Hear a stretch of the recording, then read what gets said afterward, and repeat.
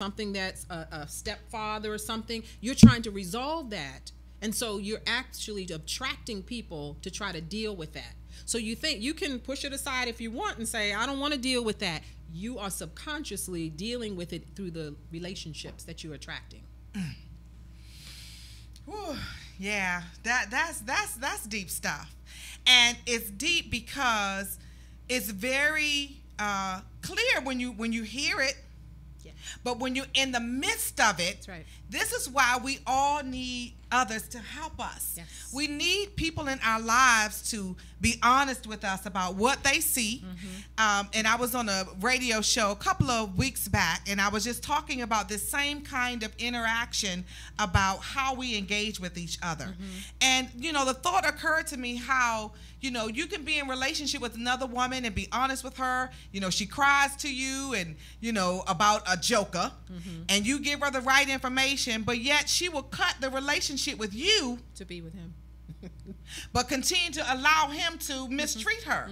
And, I was just talking in that interview about just understanding the power of sisterhood and the power of relationship, that if I'm in a relationship with you, I'm not setting out to hurt you, but you will go run to the thing that is hurting you and cut off the thing that was sent to help you. That's right. And that to me was deep.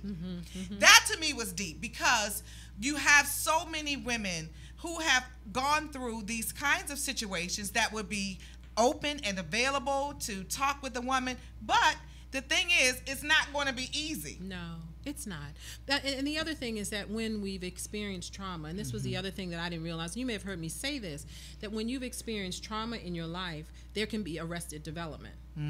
So if you've had a trauma at the age of 13 or something like that, then you may actually have arrested development, which means your brain has not developed in the way that it should have or could have. So you're talking to a 40-year-old woman who may be really psychologically 13. Wow. So as we better understand that, we can relate to people. So you say, oh, okay, when did the trauma start? I was 12 years old. Okay, how would you talk to a 12-year-old versus a 40-year-old? So now you've got to help them to work through that so that they can be free and that they can continue to develop. So they may not even have the capacity to be where you think they should be or to understand and move beyond. They're still stuck. Yeah.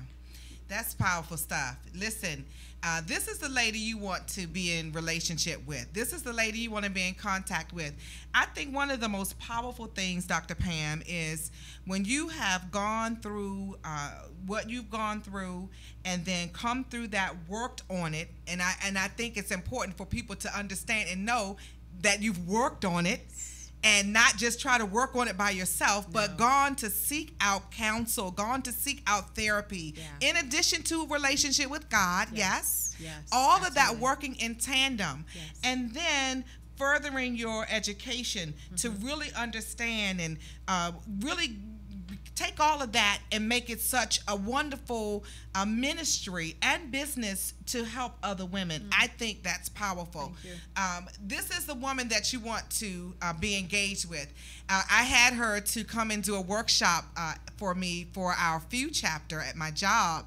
And I just remember when we talked about I was just reading your bio. And just the title of this book, it was like a gasp in the room.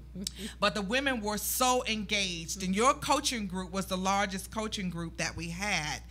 And I believe that was for that very reason, that, wow, if she's bold enough to write a book with that kind of title, and then she's bold enough to have the kind of conversations that we had right there in that conference room, the ladies were just seeking out the wisdom and seeking out the care and the concern. And so I want to encourage you today, if you are one of our listeners and you have had some kind of trauma, or you know that you've made some bad decisions, and not all encounters are traumatic.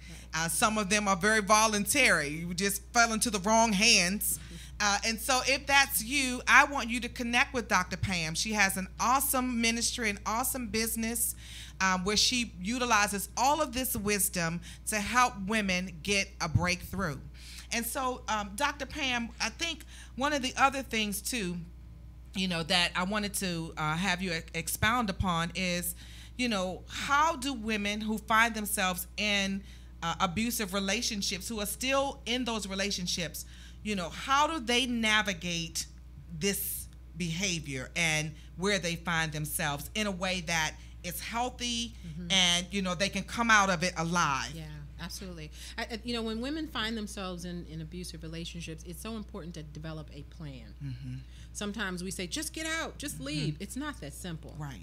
And there can be that cycle of abuse that occurs. You go through that period where people, oh, I love you so much and all of that. Or they have sex with them and make them feel good, and so now they're back in the place, well, it's going to be okay. They become hopeful. And so I think it's really important to have someone that you can trust and that can help you to really develop a solid safety plan, but a plan for you to get out.